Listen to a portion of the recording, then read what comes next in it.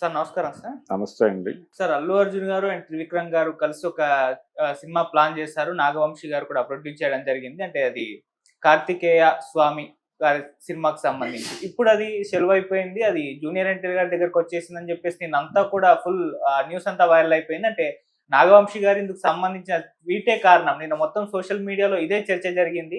అంటే మా ఫేవరెట్ అన్నతో 'కార్తికేయ స్వామి' సినిమా తీయబోతున్నానంటూ ఒక్క ట్వీట్ చేశారు. అది జూనియర్ ఎన్టీఆర్ గారు అని చెప్పేసి అందరూ కూడా భావించేశారు. మన సినిమాకి సంబంధించి ఇక 'అల్లు అర్జున్' తప్పుకున్నట్టేనా? జూనియర్ ఎన్టీఆర్ గారు ఎంట్రీ ఇచ్చినట్టేనా సార్? అంటే కార్తికేయ కథతో త్రివిక్రమ్ శ్రీనివాస్ ఒక సినిమా చేయబోతున్నాడు అనేది రా న్యూస్. అంటే మొదట వచ్చినటువంటి వార్త అది. అయితే కమిట్మెంట్స్ ఎవరితో ఉన్నాయి త్రివిక్రమ్కి ఇమ్మీడియట్గా అనేది చూసినప్పుడు అల్లు అర్జున్తో ఆయన ఒక సినిమా చేయనున్నాడు. అంటే అల్లు అర్జున్ 'పుష్ప' తర్వాత చేయవలసిన సినిమా త్రివిక్రమ్తోనే అనేది అప్పటికి మార్కెట్లో ఉన్నటువంటి వార్త.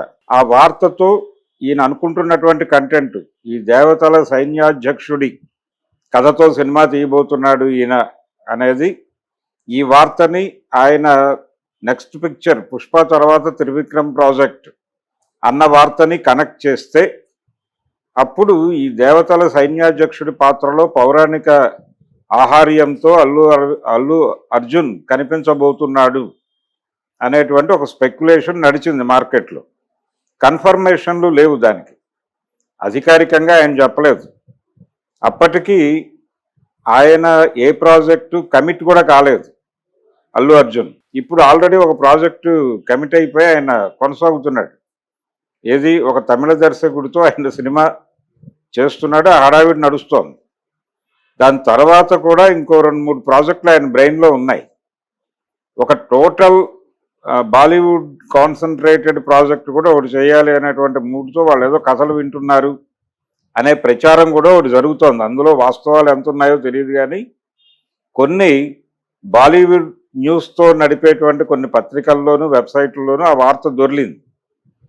ఈ ప్రాసెస్లో త్రివిక్రమ్ కొంచెం రేస్లో వెనకబడ్డట్టు కనిపించాడు. అక్కడ అల్లు అర్జున్ కాంపౌండ్లో ఆయన ఇమ్మీడియట్ ప్రాజెక్ట్ త్రివిక్రమ్ అనుకున్నది. ఎందుకంటే వాళ్ళిద్దరి కాంబినేషన్లో చాలా పెద్ద హిట్ సినిమా వచ్చింది ఇంతకుముందు, అలవైకుంఠపురంలో. ఆ తర్వాత అదే కాంపౌండ్ రిపీట్ చేయాలి అనే ఉద్దేశం చాలామందికి ఉంది. ఒక డిఫరెంట్ జోనర్తో వెళ్ళాలి అని త్రివిక్రమ్ ఎందుకు ఈ పౌరాణిక కథాంశం ఎంచుకున్నాడు ఆయన అంటే, ఇప్పుడు ప్రస్తుతం ప్రతి హీరో, ఏ పెద్ద హీరో దగ్గరికి వెళ్ళినా అలవైకుంఠపురంలో లేకపోతే వీరరాఘవ లాంటి సినిమాలు ఆ కథలు చెబితే కన్విన్స్ అయ్యే మూడ్లో తెలుగు పెద్ద హీరోలు ఎవరూ లేరు. తెలుగు పెద్ద హీరోలకి కథ చెప్పాలంటే ఒక విచిత్రమైన ప్రపంచం సృష్టించాలి. అది తప్ప ఇంకేది వినటానికి వాళ్ళు సిద్ధంగా లేరు అనేది అర్థమైపోయింది అందరికీ. కాబట్టి ఈ కండిషన్లో తను చెప్పగలిగిన కథ ఏంటి ఆ ఏరియాలో అనుకున్నప్పుడు పౌరాణికం బెటరు అనే అభిప్రాయంతో త్రివిక్రమ్ ఒక అడుగు ముందుకేద్దామనే ప్రయత్నం చేసి ఈ కథని డిజైన్ చేసుకుని మేబీ ప్రొడ్యూసర్ నాగవంశీకి చెప్తే చెప్పుండొచ్చు. ఆ ఐడియాతో ఎవరైతే బాగుంటుందో, అంటే ఆ ఐడియా బీజ రూపంలో బయటికి రావటం వెనకాలన్న నేపథ్యం ఇది. ఏ పెద్ద హీరో దగ్గరికి వెళ్ళినా పాన్ ఇండియా కథ, లేకపోతే వరల్డ్ మార్కెట్ని టార్గెట్ చేసే కథ చెప్పాలి. రెండోది, పిల్లల కామిక్ బుక్స్, ఈ కామిక్ సిరీస్ ఈ తాలూకా ఇన్ఫ్లుయెన్స్ ఉంటూ నడవాలి.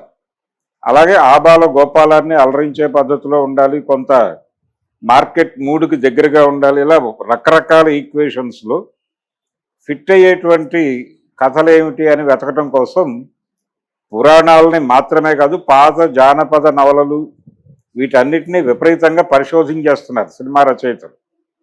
ఈ పరిశోధనల సారాంశం, అంటే ఆ పరిశోధనల్లో భాగంగా త్రివిక్రమ్ వచ్చినటువంటి ఒక కంక్లూజన్ ఈ కార్తికేయ అనే కంటెంట్ బయటకు రాగానే ఆయన అల్లు అర్జున్తో చేయబోయే ప్రాజెక్ట్ ఇదే అని చెప్పి ఒక స్పెక్యులేషన్ నడిచింది. ఇప్పుడు దానికి ఒక అధికార ధృవీకరణ. ప్రొడ్యూసరే నేరుగా నా అభిమాన కథానాయకుడితో కొత్త జానర్లో త్రివిక్రమ్తో కొత్త సినిమా అనేది నిజంగానే జనాలను కొంచెం రెచ్చగొట్టే వార్తే అది. ఆ రెచ్చగొట్టే వార్తతో, అంటే ఇప్పుడు ఎన్టీఆర్ని ఒక పౌరాణిక పాత్రలో చూడాలి అని ఆయన అభిమానులు అనుకోవచ్చు. ఎందుకు అంటే ఆయన వారసత్వం అది. ఆయన ఎన్టీ రామారావు గారి మనవడు. రెండోది, నందమూరి బాలకృష్ణ కూడా పౌరాణికాల్లో జెండా ఎగరవేయటం కోసం ప్రయత్నం చేశాడు. వారి తండ్రి గారితో కలిసి నటించిన పౌరాణిక చిత్రాలు పెద్ద పెద్ద విజయాలు సాధించినాయి. దానవీర సూరకర్ణలో అభిమన్యుడి పాత్రలో నందమూరి బాలకృష్ణ కనిపిస్తాడు, కానీ అది బాలకృష్ణ విజయంగా చెప్పలేం, అది రామారావు గారి విజయమే అన్ని విధాలుగా.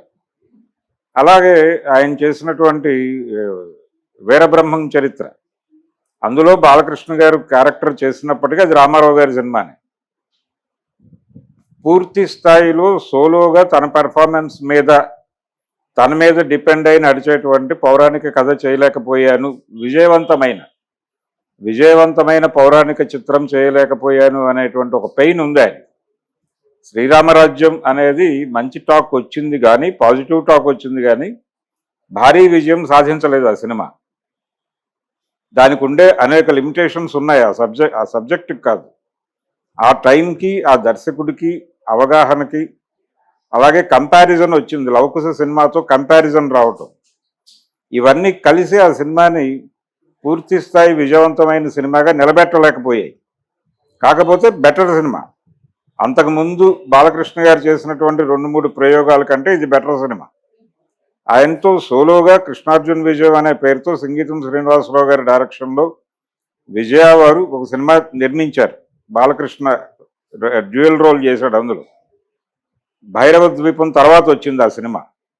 అది రకరకాల కన్ఫ్యూజన్స్ మధ్య నడిచింది ఆ స్క్రీన్ ప్లే. దాంతో ఆడియన్స్ ప్రాపర్గా కనెక్ట్ కాలేదు ఆ సినిమాకి, డిజాస్టర్ అయింది. దాంతో పోల్చిన అలాగే రాఘవేంద్రరావు గారు చేసినటువంటి పాండురంగడు అనేటువంటి ప్రయత్నం, రామారావు గారి సూపర్ హిట్ సినిమా పాండురంగ మహత్యాన్ని అంటే ఇమిటేట్ చేస్తూ రాసుకున్న స్క్రిప్ట్ అది. అది కూడా కంపారిజన్ రావటం వలన దెబ్బతింది. అంటే లవకుశకి శ్రీరామరాజ్యానికి ఎలాగైతే ఒక కంపారిజన్ వచ్చి ఆ సినిమా ఇబ్బంది పడిందో, అలాంటి కంపారిజనే రాఘవేంద్రరావు గారు బాలకృష్ణతో చేసినటువంటి ఈ పాండురంగడి కథకి, పాండురంగ మహత్యానికి మధ్య కంపారిజన్ వచ్చి ఆ సినిమా కూడా ఆశించిన ఫలితాన్ని సాధించలేదు. అందుకని బాలకృష్ణకి సోలోగా ప్రాపర్ హిట్ పడలేదు పౌరాణికాల్లో అనేది అందరికీ తెలిసిన విషయమే. ఆయన ఇప్పటికీ వెయిట్ చేస్తున్నాడు. తనే స్వీయ దర్శకత్వంలో నర్తనశాల తీయాలని ఒక ప్రయత్నం చేశాడు, అది వర్కౌట్ అవ్వాల. ఇప్పటికీ ఆయనకుంది ఆ కోరిక, ఒక ప్రాపర్ సక్సెస్ఫుల్ పౌరాణిక చిత్రం చేయాలనే కోరిక ఉంది. అయితే ఇప్పుడు ఎన్టీఆర్ ముందుకి అవకాశం వచ్చినప్పుడు డెఫినెట్గా అంటే వాళ్ళని ఆ క్యారెక్టర్లో చూడటానికి కొంత ఉత్సాహం ప్రదర్శిస్తారు ఆ అభిమానులు, నందమూరి వంశాభిమానులు. అలాగే విడిగా ఎన్టీఆర్కు ఉన్నటువంటి ఫ్యాన్స్, ఇదంతా కూడా ఒక డేటాబేస్. అతనితో దానవీర సూరకర్ణ రీమేక్ చేయాలి లాంటి ఐడియాలు ఒకప్పుడు వినాయక్ లాంటి వాళ్ళు మాట్లాడారు. అలాగే మహాభారతం నేను తీస్తే అందులో కీలక పాత్ర ఎన్టీఆర్ది అని ఆయన రాజమౌళి గారు అడపాదడపా ఇచ్చినటువంటి హింట్స్. ఈ నేపథ్యంలో ఇప్పుడు వేగంగా ఒక పౌరాణిక చిత్రం రాబోతోంది. అందులో దేవతల సైన్యాధ్యక్షుడిగా ఎన్టీఆర్ కనిపించబోతున్నాడు, దీనిలో రకరకాల అంశాలు ఉంటాయి అనేది ఇప్పుడు ఈ అభిమానులు కొంచెం ఉత్సాహం కలిగించే వార్తే. అందుకని దీనికి అల్లు అర్జున్, త్రివిక్రమ్ ఈ సినిమా చేస్తున్నారు అన్నప్పుడు కలిగేటువంటి స్పందనతో పోలిస్తే ఎన్టీఆర్ పౌరాణికం చేయబోతున్నాడు, త్రివిక్రమ్ శ్రీనివాస్తో కలిసి చేస్తున్నాడు అన్నప్పుడు ఈ వార్తకి ఇంకొంచెం ఎక్కువ ఇంపాక్ట్ ఉంటుంది. ఆ ఇంపాక్ట్ కనిపిస్తోంది ఇప్పుడు. అలాగే గతంలో కూడా కమలాకర్ కామేశ్వరరావు గారు పౌరాణిక బ్రహ్మగా ఒక ముద్ర వేశాడు. అంటే ఆయన టెక్స్ట్ని ఫాలో అయ్యి వెళ్ళేవాడు, ఎక్కడా కాంట్రడక్ట్ చేయటమో లేకపోతే కొత్త సిద్ధాంతాలు చెప్పే ప్రయత్నం చేయటమో, డీకోడ్ చేయటమో, ఇలాంటి కార్యక్రమాలు ఆయన ఎప్పుడూ చేసేవాడు కాదు. బహుశా త్రివిక్రమ్ శ్రీనివాస్ కూడా అదే బాణీలో వెళ్తాడు అని అనుకుంటున్నాను నేను. అదే బాణీలో వెళ్తూ ఆ ఏరియాలో ప్రపంచానికి ఎక్స్పోజ్ కానటువంటి కార్నర్స్ ఏవో పట్టుకొని ఆయన ప్రపంచం ముందుకు తీసుకొచ్చే ప్రయత్నం చేస్తాడు. టెక్స్ట్ రెఫరెన్స్లోనే నడుస్తుంది ఆ సినిమా. దర్శకుడిగా ఎన్టీ రామారావు గారు రూపొందించే సినిమాల్లో ఆయన కొంచెం క్రిటికల్గా వెళ్ళేవాడు. అంటే రెడిక్యూల్ చేసేవాడు కాదు కానీ క్రిటికల్గా వెళ్ళేవాడు. అది నా ధోరణి అని ఆయన ప్రపంచానికి చెప్పుకున్నాడు. ఇది అలా ఉండకపోవచ్చు. కానీ ఎన్టీఆర్ మనవడి నుంచి ఎన్టీఆర్ అభిమానులు అంటే సీనియర్ ఎన్టీఆర్ అభిమానులు అది ఎక్స్పెక్ట్ చేస్తారు. అదొక ప్రమాదం ఉంది దీనిలో. అది యాక్చువల్గా యమదొంగ సినిమా అప్పుడు కూడా ఆ ప్రభావం కనిపించింది. యమదొంగ సినిమాని యమ గోలతో కంపేర్ చేస్తూ కొన్ని కంపారిటివ్ స్టడీస్ నడిచినాయి ఆ టైంలో. ఇందులో అది ఒక ఎంటర్టైన్మెంట్ ప్రధానంగా నడిచిపోయింది సినిమా యమదొంగ. అక్కడ ఎంటర్టైన్మెంట్ కంటే కూడా పొలిటికల్ ఐడియాలజీ, అలాగే ఆయనకు ఉన్నటువంటి ఇతర త్రిపురనేని వారి ప్రభావం